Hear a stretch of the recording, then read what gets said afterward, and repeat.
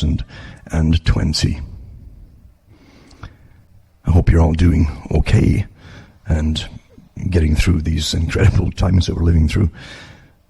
Because I've said that so many generations, as far as I can remember, parents, grandparents and so on, going back, I've never had any peace for any length of time in the system in which we live. You're always worried about finances or financial crashes. And as I've said before, they generally rob you. Traditionally, the big banks, or those that control them, because it's even wrong to call them banks. The top lenders at the top are really different. They lend to nations.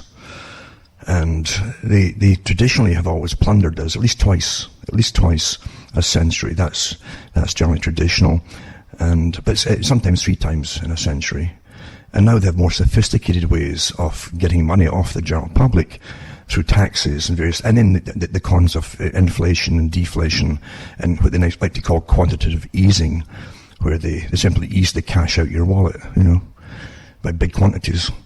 But they do it incrementally, so you're not supposed to notice it so much. So we're controlled all the time through fear. I've always said this is an abusive system. And it truly is an abusive system. The technique is simple. To keep the people terrified. It's like cattle in a field. If they're happily grazing, you see, they'll ignore any guy that comes along and tells them to move to the next field. You have to get fear into them to get them all moving and stampede them. If you can really, if you want big changes to happen, you stampede them quickly, get the whole herd moving. And during that period, don't let them rest at all. Keep them frantically racing ahead with the eyes wide and the whole thing, their tongues hanging out, terrified. And you can really get a lot done to control them by changing the entire system. And they'll obey, you see, because they're terrified. Well, that's how they talk about the people, how to keep them, how they manage the public. It's awful for them to have a long period of not too much happening, you see. So you get financial crashes, you're always living in fear. You can't win in this system if you're ordinary people. You really can't. It's not meant that you win anything, actually. Maybe a scratch and win, but you lose it again next time you buy tickets. It's all a setup and a big con. Because if you won, you'd all be happy. Happiness is the last thing they want the public to have. You're supposed to always listen to experts, you see. And the experts always terrify you of all the awful things that could happen when you're alive. And most folk now can't even think without experts. Like Bertrand Russell says, we're training the public to be basically inadequate without the advice of experts on the basic things. And he meant like changing diapers on babies. Now you need lessons on how to do it. Right? People can't think for themselves. But when they started the Weather Channel, they even got a book out on it ages ago from some of the guys who worked on it, and they were set up there to terrify the public. So a little bit of drizzle could be possible flooding coming your way. Everything became a crisis. Utter nonsense, But that's how you do it. You terrify the public through the data. It's information, but information doesn't mean true or untrue. It's just data, you see. And very often it is untrue. This whole thing about fake news is as old as the hills. We've been getting it our whole lives. And your parents before you, were getting it their whole lives too.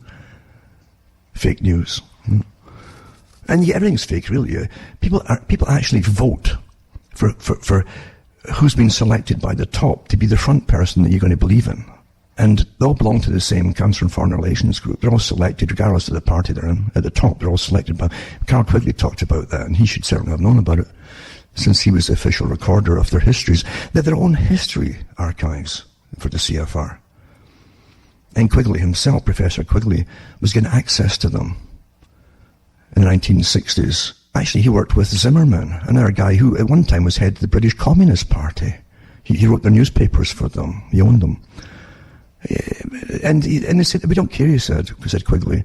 We don't care if they're communists or fascists, dictators or whatever. It doesn't matter as long as they're all working together. That's what he said. We don't mind, he says, what they are. And true enough, if you read their books, they're all very old books when they had their world meetings, and they published some of them for their members mainly. You find they had communists in there, they had all the labor leaders in there too for different unions. And they had prime ministers, presidents, they had bankers for the world, all attending these world meetings as they planned out the future. And it's in their books. It's not conspiracy stuff. This is I keep telling people you're living through an agenda. And it's not hard to believe, as far as I'm concerned, when you read it every so often. Like the World Economic Forum literally talk about the whole century. What they wanted to implement. It's the Agenda 21, the agenda for the whole 21st century. All the changes that must be made. And the super cities, and everyone getting crowded into them, getting out of the rural areas, and eventually the abolition of private cars, essential vehicles only, right down to what you'll work at, what you'll eat, etc. It's almost, you see, it's a system. A system is awfully important to understand what a system is, from birth to death. You're numbered, you're a unit, and your function is to produce and only consume what they want you to consume.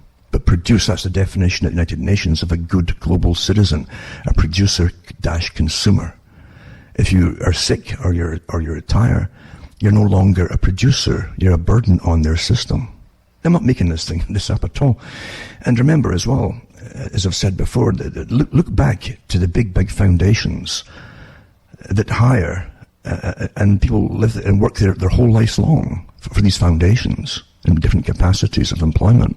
And they retire, but when they retire, the foundations don't close. No, they've already trained people who continue. They go on for centuries. And sure, they all have their functions and have their tenets, and they can tell you what their goals are. They tell you what they want to accomplish. And they have all the time in the world to do it. And all the money, of course.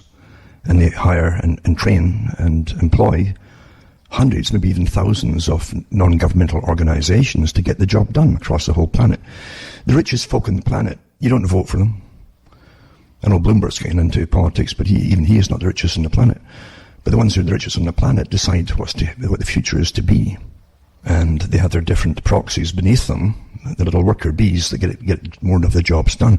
The ones at the top do very little work at all. They just make suggestions, and the rest of them who owe to them basically everything that they have, jump into action and get the job done. That's how it is. They even have councils of elders. I've mentioned it before. And they have it's a global system, and these are the elders of the top global system, Royal Institute for International Affairs, CFR, the inner groups, of course, the inner party and outer party, and the ones who do the most work get to, and can live long enough, get to be the elders, and they're passed over through the United Nations to the World Health Organization heads and so on, and they have this global socialistic system, which they work for, which they really believe in. They're dedicated to it in a strange fanatical sort of way. And I was talking to someone today, in fact, about that, because it really is difficult to get into the mindset of people who are fixed for life from a very early age into this strange duty that they feel that they have. And it fills their pockets too, mind you, by serving their masters who are above them, the ones who are the dominant minority, who have all the cash and the systems of creating cash in the world.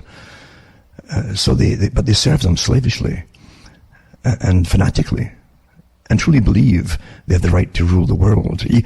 It can only work when they train everybody else, as I say, to be naive. You're brought up to be naive.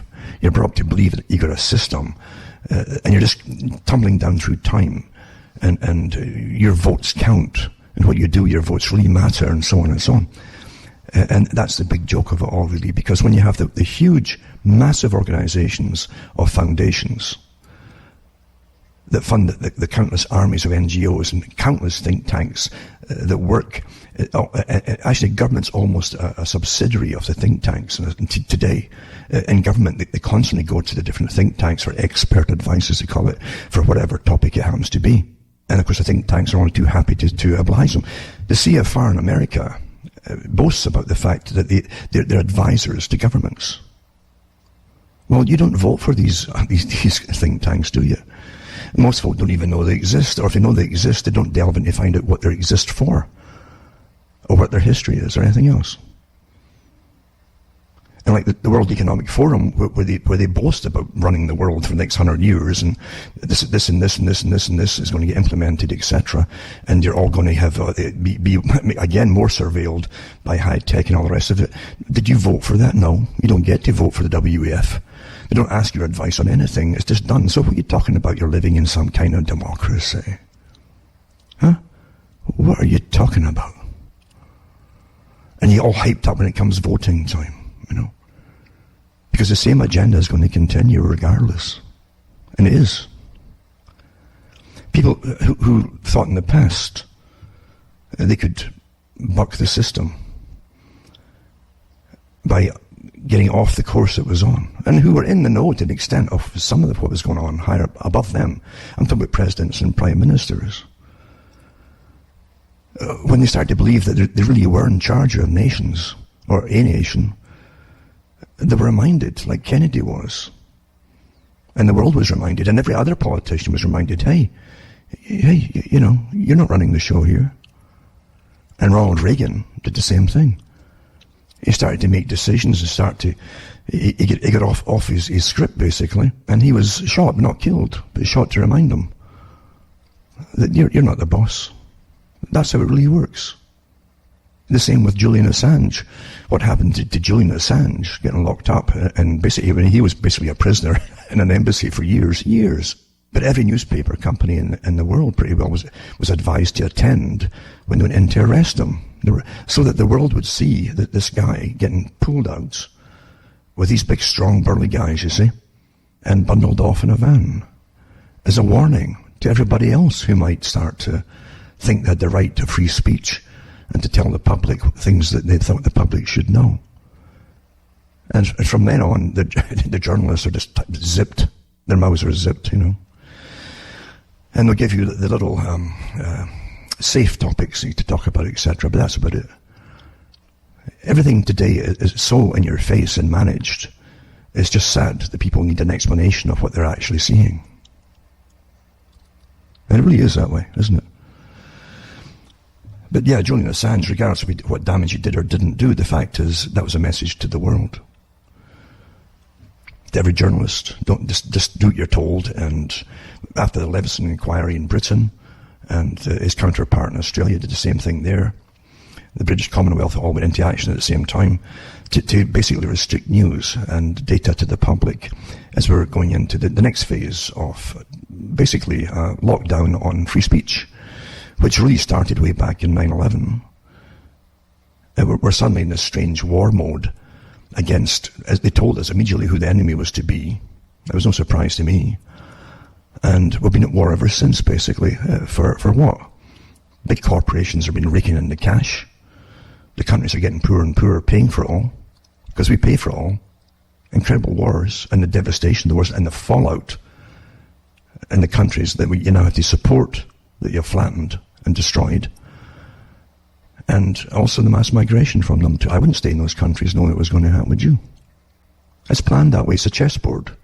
One move from this chess piece will cause this. This is all thought out way ahead of the first shot being fired in any war. It takes years to prepare this stuff. Every movement and strategy is debated by many think tanks, many levels, and they go over and over and over it, like drafts and redrafts and all the rest of it. Could this happen? What will it cause? So whatever happens is planned that way. I hope you understand that. And as Quigley said, you can get more done in 5 years of war for planned social change than you can in 50 years of peace using propaganda. In other words, when the public are terrified and scared, you can ram through laws after laws after laws. You can take free speech away. You could even chip everybody if they want to. That's where they're wanting to go, actually, with it all. But remember, you're in a strange system of evolution. I'm not terrifying people. You should never be terrified by news of the truth. You can't deal with anything unless you understand it. Denial doesn't stop it. And I hope you understand that. Most folk can't handle the truth. It's true, and I don't blame them. And most folk, again, accept the indoctrination they've been given. And they themselves, in their own lives, in their own little circle, will find decent people, and they'll be decent people, and they've got their little problems, but they're decent people. They can't imagine there's people at the top that are not so decent, and who see you as an inferior species, all the eugenicists, etc., at the top, and who help plan the future. And they say, well, do we really need these people down the road? And yeah, we're going to use you for a while. Yeah, it's human beings. Maybe not all of you. We don't need all of you anymore. But as an efficient machine, a human body is pretty durable. You might get 60, 70 years out of that body. Maybe less if you push it too hard in the fields or whatever you're going to use them for. and hard labour, but the fact is a pretty cheap body to maintain compared to robots. And eventually down the road, if they get cheaper energy for robots and so on, yeah, they'll add more cyborg technologies to it. And then maybe eventually pure robots if they can get dependable, long-lasting robots. But in the meantime, they've got humans. The only problem with humans is you've got this thing called a brain. And so you must cater to the fact this brain's going to ask questions. And you've got to make sure that you always, get them off the road to seeking real truth, because they might become objectionable to things if they don't understand truth. And keep them going in a circle, keep them happy. In their little circles, keep them happy. Give them lots of entertainment because we have an insatiable desire for entertainment, don't we? We've been so studied, they know exactly what to do. But today with entertainment, and for my whole life, entertainment's been going down the hill as far as indoctrination goes. Or I should up the hill perhaps really down the hill. It's easy to indoctrinate the public today with so much for them to see. There's not a minute of the day they couldn't pass delving into entertainment if they want to. Everything that you see now is so politically correct with indoctrination, because that's how you get updated history fiction, you see. It's quite simple. But even at that, though, there's a lot of resources and money and so on is diverted to keeping the people technically. It's like animal. This is animal husbandry. You manage them. You manage the public like a herd. Just like medicine, they call it herd immunity when they give you inoculations and vaccinations and so on. But they use the same term for managing us all. Not themselves, of course, but you. All of you. And we accept that too. So as long as you have, like the Freudian aspect of it, as they call it, where he put everything down to sex. Well, sex is a weapon, since it's a primitive technique. A primitive part of the brain is used for survival techniques, you see. If you don't procreate, there's no next generation. So you hypersexualize everybody. You break the bond of marriage, or even long-term mating. In fact, they state in their many articles from communism and socialism, and their books for manuals for training them, that the idea was to stop the bonding process happening between man and woman, and just having them come together for sex, you see? Break the bond. Because a family unit is a small tribe. A small tribe might stand up together against government. When you're on your own individually, you're in fear of government, because it can speak right down to you or come to your door, and there's no one there to stand up for you. H.G. Wells said this himself in his own writings for the Fabian Society, which of course was funded by the Astor family, one of the richest families of the era. So it's quite easy to keep the people happy, to say lots of sex, you see, keep them in perpetual childhood until people won't realize they're getting old until they hit about 60. And even then, they're still lapping up the stuff that's churned out for teenagers, because there's lots of it, you see. So it's perpetual childhood. You're immature, you never grow up, and you don't think of deeper things, which is fantastic for those who rule you. It's less trouble. And there's really less communication between people outside this electronic box that we're all in. There's really less communication, because people are that's not communication. Texting is not communication, folks. Meeting people, looking in their eyes and speaking to them is communication. We don't do that so much anymore. These are all wanted changes by those at the top, desired changes, when we stop communicating in reality with people. All the studies have shown is the teenagers today can't even look at each other in the face or anybody else in the face. They look away. They're so used to looking at their cell phones and so on, or tablets or whatever. But for there they'll text away all day long. But they have no communication abilities in real life. It's really sad that all planned that way. I always think of Orwell's 1984 with a scene in the canteen, the cafeteria, or the canteen, where he worked, and a few of them at the table are sitting, and one of them was working in the department of communication and the dictionary, you see. And he says, do you realize, he says, the dictionary used to be this thick, and he puts his fingers out about 3 inches, and he says, then we got it down year by year till it was this thick last year, it's pretty thin, and he says, this year it's going to be even half as thick again. And one of them chips in and says, I see, brother, he said, when we don't have the words to communicate with, to describe basically anything that's right, wrong, or anything else, then you're no threat. You couldn't be a counter-revolutionary, basically. That's what he's basically, I'm kind of paraphrasing, but that's what he was getting at. You don't have the vocabulary to express what you really mean. And we're getting there even with all the different changes of vocabulary that's been forced upon the public. This is no kidding. This is an old plan, and Orwell understood this because he belonged to the International Socialist Party at one time, and he went off and fought for it, actually did physical fighting for it in Spain. And until he caught on, there's something much bigger and above all this, managing it all and where it was supposed to go. And he also came back and he was kind of shunned in the social circuit, even though he was a great writer and all that at the time. He's well known amongst the class of socialists and so on, because he wouldn't speak out and stand up for the communists. He said they're not the same at all. And he realized that the whole idea of socialism was heading off into the wrong direction. And there's a much bigger game plan above it all, managing it. That's what he realized. And he said that one of and I put up the link years ago on my website, cuttingthroughthematrix.com, where he talked about a meeting of the authors, the Socialist Authors Association, was some kind of association he was in. And he had arguments with them because they wanted to, again, bring nothing but sex in and destroy sex or any beauty in the world through the disgusting techniques, and basically you're seeing all today, like S&M and all that, and cussing and swearing. And he didn't see the reason for it or the need for it at all. And so the books they put out about Orwell, some of these socialists said that he was inhibited, as they called it, inhibited, a term that was used by Freud again. They used this term, inhibited, etc. No, you can't have decent manners anymore. If you have decent manners, you're inhibited.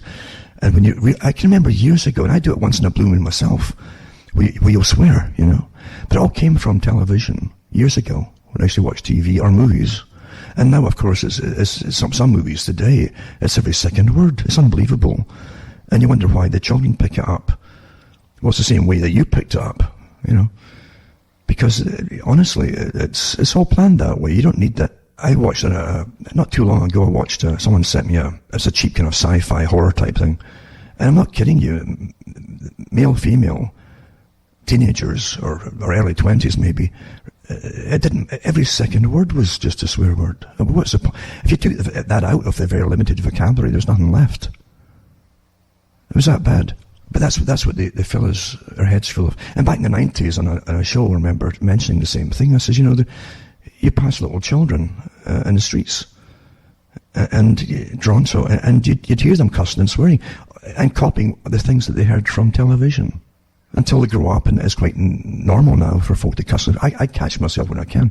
I only use it now when you hurt yourself in some way or another, and that's about it. But it's so profuse today that it's destructive. You understand? It's destructive. We all sense when we hear other people using that, we know it's wrong. We know it's bad for us. And if you hear women saying it too, it seems even worse. I don't know why, but it seems worse.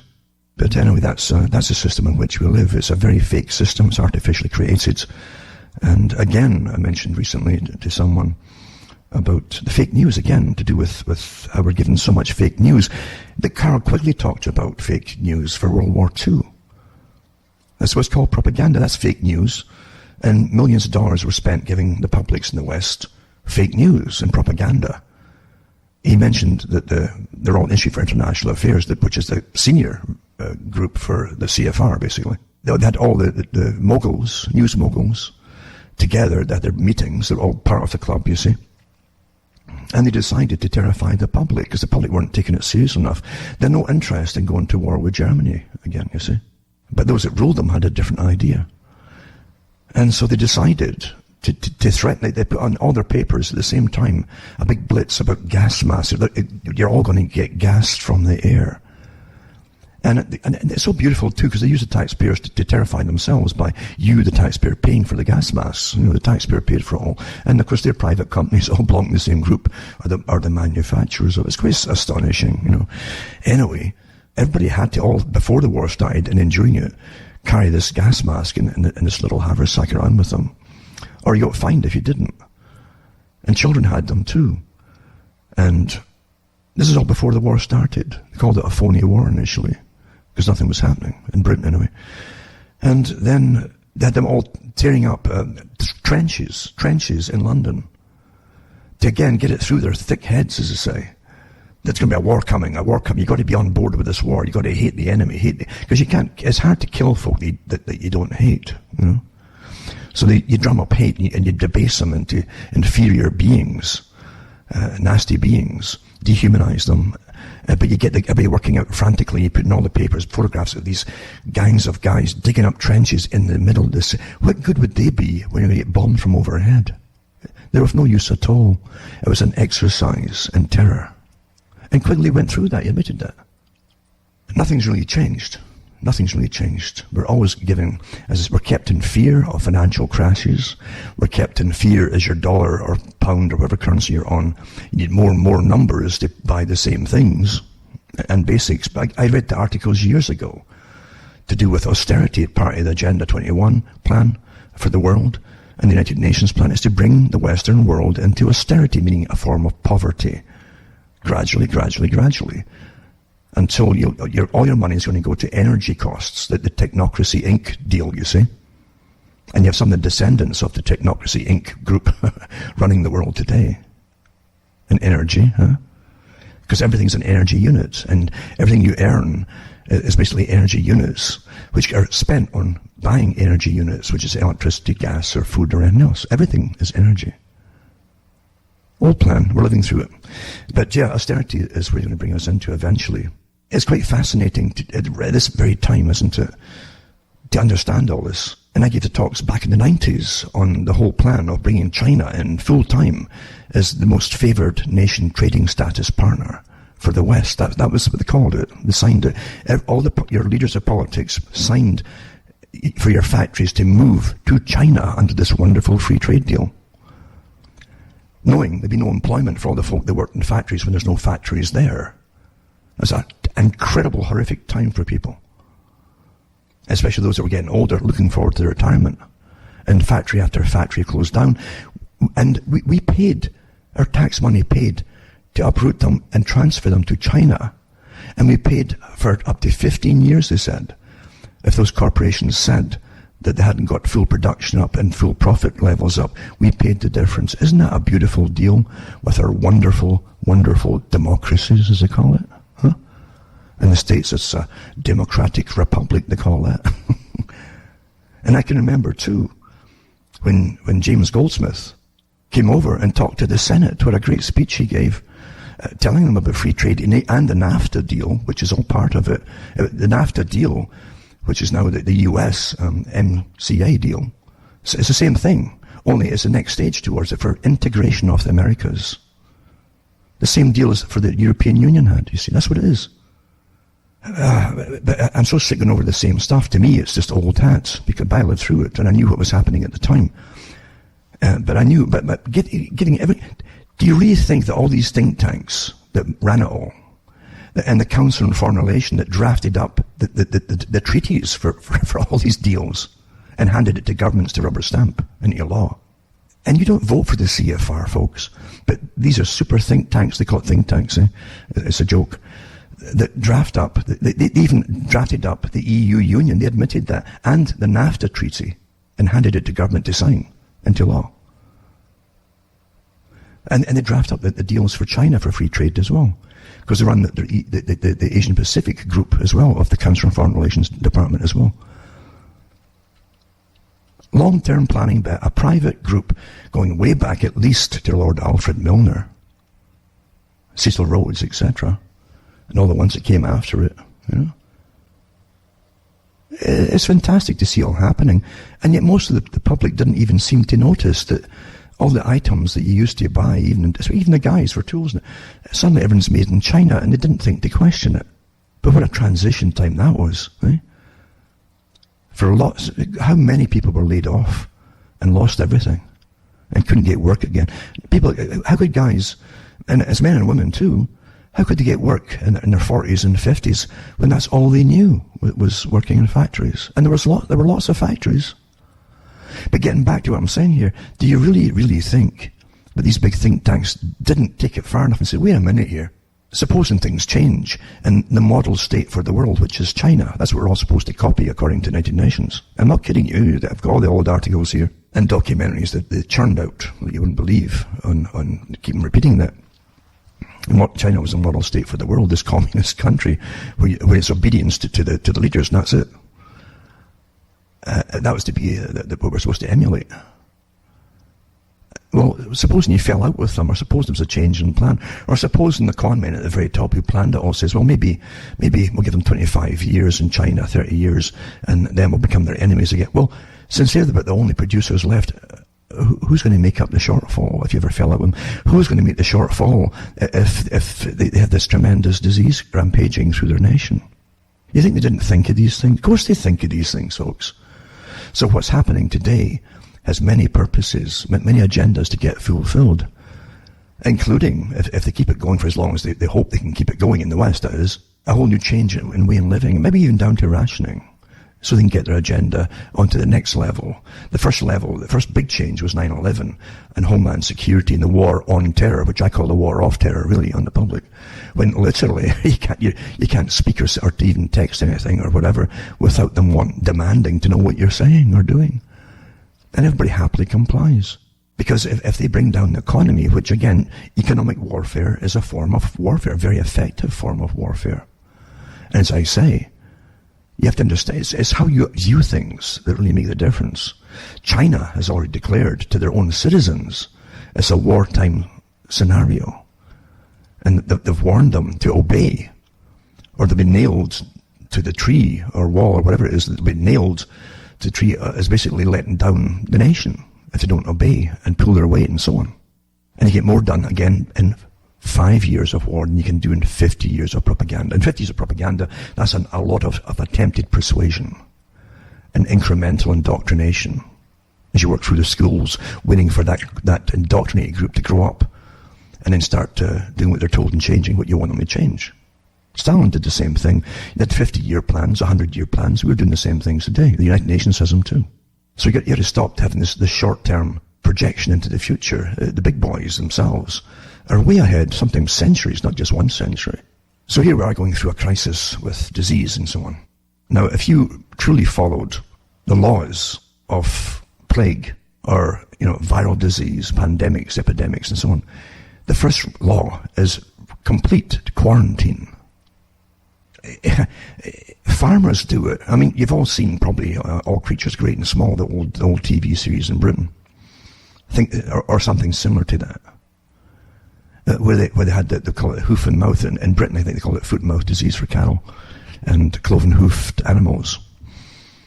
And they would burn, they would outlaw and force, and no one could even walk on a field or into another field that was uncontaminated as imprisonment if you did that, and total quarantine for humans. And animals were whole mountains of cattle and all kinds of animals were heaped up and burned. There was no exception. The suspicion alone was enough before even the tests were in, and that was it. And farmers lost everything. That's the saying, you lost the farm. They lost everything. But the first thing is quarantine. Signs got round the infected area. No one can go in or out with it, going through literally troughs of disinfectant with their boots and everything. Well, with humans, it's the same thing. But one thing you wouldn't do with a hoof and mouth or foot and mouth disease is bring an infected cow, a knowing infected cow, or possibly even into a field of healthy cows. That's breaking quarantine. That's insane. So you can't have a bit of a quarantine, you understand? It's all or nothing. That's how you do it. And that's the same with any major quarantine for humans. So when you're bringing in lots and lots of people from areas, the very areas they say that there's rampaging through in China, it makes no sense, especially again when it's a supposed new type coronavirus, novel, and you've got all these conflicting theories, so far theories about it, about many people don't even show the symptoms until maybe 2 weeks have passed. Some of them have no symptoms at all. Others will be carriers. They're asymptomatic. We've had them coming to Canada already who tested negative, and then the next day or the day after that, they were found to be contaminated, positive. It's insane unless you want problems to spread, or we're not being told much of the truth. And I do suspect that's one of the things too. It seems to be very much like the SARS. And the studies comparing it all the time to the SARS that affected pretty well mainly Asians and Chinese. And see, it's a lack of information that makes people So why would you not tell the public that most of you may not, if they know this is speculation, if they know this, who it really is going to affect, why aren't they telling the public? The same thing did happen with SARS. It wasn't until about a year or two later they admitted that to the general public in Canada when it happened. So why would you hide vital information that might make people ease up a bit on their fear? Unless you want to promote fear. And if you want fear, what do you really want to get out of this whole fearful episode here? That's a dangerous thing, of course. Is what do they want out of it? More authority over what? For future what? Etc. I can remember previous times too, and I used to do it on the air, when there was outbreaks of the H1N1 and so on. And it even came out that the German politicians would not take the vaccines that were given to the general public. That was the newspapers, the general newspapers at the time. Not conspiracy sites or anything, the general newspapers.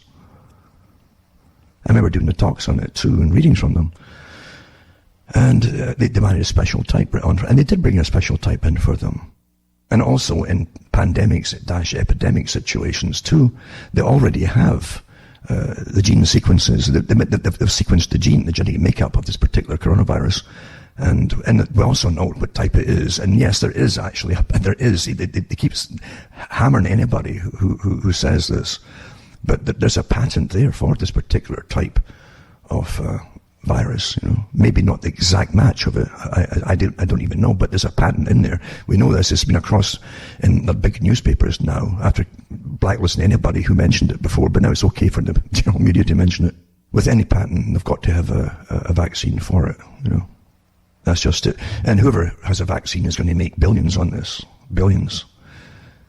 I always remember the book about the Rothschilds and how they made money and so on. And one of the first Rothschilds in London was asked, when's the best time? Because the speculators are always following them like greyhounds, trying to jump in the markets and so on. But they said, when's the best time to make money? He says, when blood is running in the streets. Because people are terrified, you see. That's the key to that. When folk are terrified, you can make a fortune. During the Great Plagues in London, in England, there are people selling rose-scented handkerchiefs to the people, saying that the fragrance of the rose literally killed this strange mist or whatever. They didn't have a name for this bacteria. They knew it was something in the air. They knew that or something. They just knew that. They knew that much. But they didn't have the microscopes to see exactly what it was back then. But they called it like a foulness in the air, a miasma, a type of thing, or even the fog rolling in from the Thames. But people were making a fortune selling these handkerchiefs with rose scents in them, saying it would cure them. It would repel this disease, this terrible disease that was on this plague upon the people. So yeah, you'll always have the con men making a fortune. One story I got to mention too is one preacher used to be on. He's dead now, but he used to be on television years ago, and he had a big church down in California, I think it was. And he used to come on the air every day, and he'd smoke a cigar and chat away. Some good talks he gave too, mind you, but his thing was money. He had lots of money, as many of the strange followers of God do in America. Strange that, isn't it? But these are the authorized ones, the ones who are not authorized and just preach basic Christianity or don't seem to get a leg up. The ones who get money are pushing different agendas, political agendas for different people and areas outside of their religion. However, he used to go on and he mentioned that the guy that came in to do a lot of the work for public relations for his organization used to work in Israel, on tours of Israel, the holy places and so on. And he made a fortune, this guy, by selling. He used to take bits of stones from walls along some paths and so on, near Bethlehem, and say that these were actually part of the paving stones the donkey carrying Jesus walked over. And he made a fortune off it. Because folk they lap up that kind of stuff, It's not good enough to know that someone lived in the planet. They have to have something tangible, like a talisman, they can touch. It's a human thing, obviously, very human thing. And there's the guys who are very sharp who make a fortune on it. But it's the same thing when it comes to terror and fear. You get all kinds of people out there making I can remember the Y2K. When folk, even in the Patriot movement, were selling everything but the kitchen sink. including generators, and because the world was going to stop, Oh yeah, what a hype. And folk, today who've done awfully well out of it are still on. They're talking about the same thing again. Yeah. Fortunes of fear and terror. Yeah. Then of course it was the Mayan thing down pat. That never happened either. And same thing, oh my God, fortunes. Rothschild, but when you make your money, your biggest killing when the blood is running in the streets, meaning when folk are petrified and terrified. That's when you make money. Whatever you need, or is claimed that you need, is going to cost thousands of percents more than they ever did before. That's how it is. Anyway, I'm off the topic here. Be careful out there what you're looking at, because, as I say, if this is basically going to affect the same groupings that the SARS affected, it's not going to be horrific to most people across the world, obviously. But what they want to get out the top by not explaining all this is the secrecy of those in charge that creates conspiracy. Understand that? And there's no reason why they can't tell the public what I'm just saying. So if they're keeping it back, they want you to be terrified, and they have other objectives. The World Health Organization is in this element. It's never had so much power since the last SARS outbreak in Canada, you see. And it's the West they want to be petrified and terrified about it. And suddenly they're swaggering around again. We're an authority here, you see. We're an authority. All your organizations truly love to swagger with authority, even if they've got nothing to tell you that's helpful. So if they could really use this to get into the next phase of, again, ID cards, if they want to bring out rationing down the road, get you all used to this new austerity program, they might just use this. I don't know. I really don't know. I really just don't know.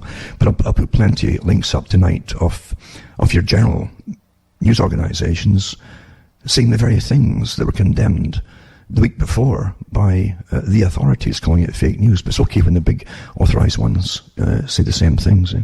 And talking about fake news, it's again a little off topic as well. Not really. It comes in, I suppose. Today I was talking to someone, again, on fake news, and I just mentioned the fact, because I'd read it on the air a few years ago. The MIT came out, it was in the newspapers, the journal newspapers, that an MIT professor, because you see, the MIT, certain departments are given basically NSA clearance into a lot of the real-time data transfers of folks' chit-chat and social media and so on. So they do real-time studies, and they're constantly putting out stuff there, and then watching you all chat and copy and complain or give your views in real time, and it's all monitored through algorithms and so on. But an MIT department had a professor who told his class to start putting out fake history, and in real time watch it being spread across the world as folk grabbed it, parted it off without checking themselves, or simply adopted it, thinking, well, these people must know what they're talking about, I'm just little old me, and they start parroting the lies, you see. Well, when you've got authorizations from professors at MIT to put out fake news, how dare anybody complain about anybody else putting out their opinions on stuff that they've researched themselves? How dare they? How they're training us all to be children. No, we're not children, we're adults, and we're allowed opinions in a supposedly free society. But a free society is the last thing that authoritarian personalities want. Hope you understand that. But don't panic about things, is what I'm saying. Don't panic about it. Understand them, but don't panic. The control factors are very old. They've been used through centuries and centuries with the same techniques by those in authority. It's always the same techniques that are used, but fear is at the top of it. And there's many ways to bring fear about for basic needs to survival. Food, shelter, clothing, heat, etc. Now, one thing I want to mention here too is, yes, there were people from China who worked in a lab in Canada, Winnipeg, a big biolab, who certainly were kicked out of their positions in Canada and escorted out of the labs by the RCMP in 2019. This stuff is in mainstream media now, so I guess you can mention it. But what's interesting too is the Harvard researcher too that was charged for dealing with the same biolab, that the woman who was working in the Canadian biolab from China, apparently she was also involved in the biolab where this thing broke out in China. So you definitely have, there's plenty of evidence of what's going on for those at the top, which they won't share with the public. You're supposed to just be dumb and silly and leave everything to the ones who manage us. That is not being an adult when you allow that to happen, folks. It really isn't. And how dare they take on the responsibility of thinking for us? Huh? How can you possibly believe in democracies? Anyway, this article, it says, U.S. charges 3, including Harvard researcher, with lying about China ties. And I mentioned it before, but I didn't go into any depth with it. Harvard University Department Chair and 2 Chinese nationals who were researchers at Boston University and Boston Hospital were charged on Tuesday for lying about their links to the Chinese government. Now, this is a Nord article, and it's an odd story, but it says the charges are part of an aggressive effort by U.S. authorities to block what they say are Chinese efforts to stealing American scientific and technological advances. And China does this, it is true. They're famous for all kinds of technology, but including the biochemical industry and all the rest of it too. But it says prosecutors charged Charles Lieber. Now, Charles Lieber is a big shot in the science world, in the bioscience world, because he's into biology and nanotechnology. It's quite fascinating, really. But Charles Lieber, chair of Harvard University's Department of Chemistry and Chemical Biology, he was charged with lying about his participation in China's 1,000 Talents Plan, it's called, which aims to attract research specialists working overseas. But when you really dig into it, this professor also was working with the Pentagon. You can start to sniff where it's all going, you know what I'm saying? But when I read it, I thought, this guy's big field is nanotechnology, including incredibly fine threads. Now, you tie that in with the articles just came out a couple of days ago on Elon Musk's brain chips, basically. His nanotechnology for the brain, using this incredibly fine nano wires, basically. Well, this is what this guy works with, obviously. This is this guy's area. And he also has lots of awards for things, including the kind of almost the tubular type particles when you delve into it, which I would think would be connected to that Morgellons disease that broke out quite a few years back, and the folk were called paranoid nuts and all the rest of it. But the fact is, these things under the microscope show up. Definitely nanoparticles, little tubes, like threads, but nanoparticle sized. Well, this is this guy's area of expertise. And then when I saw the one Elon Musk that talks about the terrifying Neuralink machine that Elon Musk will use to turn humans into cyborgs, it says, by putting a chip in their brain, gets an awesome upgrade, the tech billionaire claims. And there's one from the Mail, that's from the Mail Online. So it's not conspiracy paper. If they say that, you see, it's only if little old Jew says it, then it's conspiracy. But there you go. He talks about the tiny and flexible threads, which are 10 times thinner than a human hair and can be inserted directly into the brain. Back to what I was just talking about again. There's this one with a fellow who's a scientist, and that's his speciality, who also is working with the Chinese, and maybe even passing all the data he was getting from Harvard and all the different research that's going on there and elsewhere over to the Chinese. Quite amazing. Anyway, he got arrested. And let's be honest, this went on for years with this fellow. How can you possibly allow all that for years without no? They knew all about it. He's had awards galore from China and awards from America, all the different. So this is So why now? Why would you bring it up now? Interesting. Well, awfully interesting. At least I find it interesting. It's only when you see how things tie together and where the future's supposed to go. And do you realize how many movies they've churned out about zombies? Remember the police, the military exercises a few years ago, they called it the zombie exercise, for zombie. Which is really the con name for folk who get contaminated with a big breakout. You see, movie after movie. I don't know why, but suddenly you turn into a zombie, supposedly. You're subhuman, and then your government and your troops start killing them all. What kind of message is that? What kind of message is that to young guys who are in the military, who are brought up playing the games that are churned out with these movies alongside the movies, to see how many zombies you can kill? No one seems to connect these things, but everyone's influenced by them. Yeah, you're no longer a person now, you see. You're a burden on society, you're infected. You're dangerous, you're infected. The natural human condition in the Western world was always to help people, right to the end. You do all you could.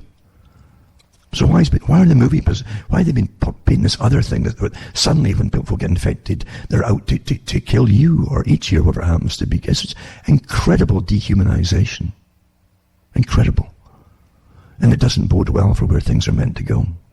But I'll put these articles up as I say. I wasn't sure exactly what to talk about tonight again either. But I don't want to go on and on about plague or whatever, or disease or what's happening on the planet. But I do like to see what the governments want out of it, since they break the rules. You don't bring in people from infected areas to uninfected areas unless you want it to spread. If it's true that there's no symptoms with many of them until at least 2 weeks, sometimes longer. Not everyone is the same in clockwork fashion when it comes to biology, folks. The other thing is too, there's no doubt about it, there's already a massive slowdown in trade from China, the manufacturer of the world. The West gave communist China the financing and the business. For years and years, the governments of the West have wooed all the students in with special deals, trained them to be engineers. I can remember living through it. I thought, why are they bringing thousands of people from China, train them to be engineers when they don't have jobs to go back to? Well, and then bingo, they signed the trade deals off with your factories to China. It's all planned in advance. All planned, folks. So now they're surprised that that's what they're going to do when you can't get this, that, or the other, when no one's making the same articles anymore. All the factories are over there. That's all planned, folks. When we're taught to be naive, naturally, to believe everything's real, and your government's really there to look after you, your government should never, ever give its main and staple supplies of necessary goods, businesses to make these things over to another country, outside of the country. You have to be able to support yourselves in any kind of crisis time. Another thing too, even with free trade, with all the food coming in too from America, Britain almost collapsed with World War I, then too, definitely, because of the submarines sinking shipping. But there wasn't enough farms left. In fact, there was lots of farms left from World War I, where there might have been a grandfather still trying to run it himself. The government took it off them because all the young guys had been killed in the First World War. So the Second World War comes along, the government commandeers them all to make sure to try to get food growing, because you couldn't get food. Britain imported way too much food, still does. The US is doing the same thing, Canada does too. Free trade. You must accept the stuff from other countries, which means that your own folk can't compete. And this is all managed this way. Think about it. Anyway, don't panic, as they say, because unless this has been truly, truly hyped up beyond recognition as a coronavirus. Remember, all colds and flus are types, are in the same category, and they have different characteristics, of course, naturally too. But and that's how they give them, depending on the protein coatings and so on. They give them different names, H1, whatever it happens to be. You have to remember that generally viruses are called the great. Well, there's robbers. They go in, they take DNA from victims. That you get infected, it'll leave some of that DNA behind in you as it clears itself up. It'll steal some of yours as well, your DNA, and so it's constantly mutating. And generally, they mutate into a harmless type of virus. So we have to wait and see what happens with this one. Even though I say that, it's also true that I read the articles years ago from Porton Downs in England, where they've got a tremendous arsenal of bioweaponry. And a reporter from one of the newspapers, maybe in the Telegraph, I can't remember, of Pat, but I do have the article still. And he was allowed in for a day in the biowarfare department, where he said, I couldn't believe it. In the morning, we're sitting having coffee before work began. And they're quite casually talking about ethnic-specific viruses and so on, which they already had, and how they could release them, and these would sweep across a nation within 2 or 3 weeks, kill X amount of people, and they were programmed, literally, to then stop reproducing themselves, just like clockwork. I mean, that's how far advanced the biowarfare departments are. And these guys rake in the cash because they're psychopaths, recruited by those who rule you, who are also psychopaths. And if you met them, you'd probably like them. They'd be smiling and very likable. But they have no conscience, as you or I would have conscience, or fear. That they have lack of fear too. Awfully well paid to find ways to destroy you. That's their job. Huh? So anyway, I just have to wait and see what happens with this one, and to see what governments and the world system of government wants out of it, because they will definitely make hay while the sun shines, you might say. But don't panic about things. Don't get hyped up about with fear and terror. But you should really have a few folk that you know, hopefully, well enough to help each other out if times get tough with embargoes on food or whatever it happens to be. You just don't know, you see. You should have enough to last you over a really bad, even a few weeks would help you out.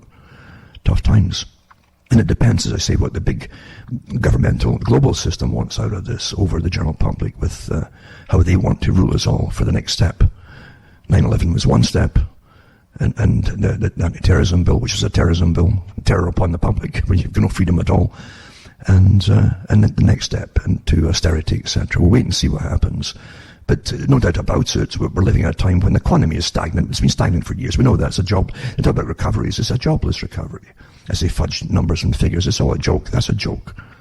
We know that. And there's more and more automation going on too, so there's less and less work anyway. But the financial system is awful because the currency literally is so inflated. They need more and more and more to get the same basic foodstuffs, etc. It's out of sight here in Canada. So they've also got a plan in mind to make something happen because we've got something planned for the next step, sure. And we'll just wait and see. But don't worry, we're kept in fear. Every generation is kept in fear of wars, rumours of wars, financial crashes, etc., plagues, pestilences, all the usual stuff. And you shouldn't live in terror about it either. The abusers, those who rule you are abusers. Those who use fear to rule are abusers. And they know that those who are abused and brought up with the abuse and encourage this, they encourage the abused to turn to the abuser for help. We're here to help you. But here's the conditions. That's a simple technique of managing the public on behalf of the authoritarian society in which we live. Now last night it was down to about 15 below in the Fahrenheit scale here in Canada because of global warming, you see. But at least the nights are getting, the evenings are getting a bit lighter, or light's staying longer before it gets dark. So hopefully there's a new day coming where eventually we'll have longer days with some sunshine, etc. And things won't be so unpleasant. In the gloom and doom of winter time, it's you have to remember that folk really have to look upon, again, it's the positive side of just getting by day to day. That's what it's about, isn't it? Because we certainly live in a very really, it's a tremendously arrogant and arrogantly abusive system of authoritarians with lots of letters behind their names and fancy titles, etc., etc., etc. So take care, everybody out there, of yourselves. Have a little group, hopefully they'll help each other out in tough times. You should have a few friends, hopefully you have a few friends. Anyway, most folk, like Plato said, are lucky to have 4 or 5 friends in their lifetime. That's the reality. All this fake friend stuff on chat rooms and it's all nonsense. Real friends are hard to even find. So if you do find them, even regardless of your squabbles or differences and all the rest of it, try to keep in with each other because, you do need folk now and then. You certainly do. Now remember, too, you can also help me tick along here by buying the books and discs at cuttingthroughthematrix.com or donating for using my shows and so on. Or my talks, I hate to call them shows, they're talks. Everybody wants entertainment and show business today. But I give talks with information that can be verified at least, or you can check it out and find out for yourselves what you want to really think, believe, or even contemplate in life. So buy the books and discs or donate to me at cuttingthroughthematrix.com. Go into the site, you'll find out how to do it. And also make a list of all the sites you see listed at the com site, all the other official sites in case any of them go down. You can always get to talks I do from the other sites as well. Remember, you can send cash or a check. In some countries you can send international postal money orders. You can't send them from the States anymore, apparently, or Canada. But you can use PayPal and you can, as you send cash or a check, and they're fine. Or MoneyGram too, I think that works as well. And that'll help me tick along because I don't sell anything to make money off, with lots of claims of efficacy and saving your lives or anything else. I just give you information. And I think, hopefully, if you can keep a strong mind, you'll be surprised at what you can endure in this world. especially under the system I've been talking about tonight.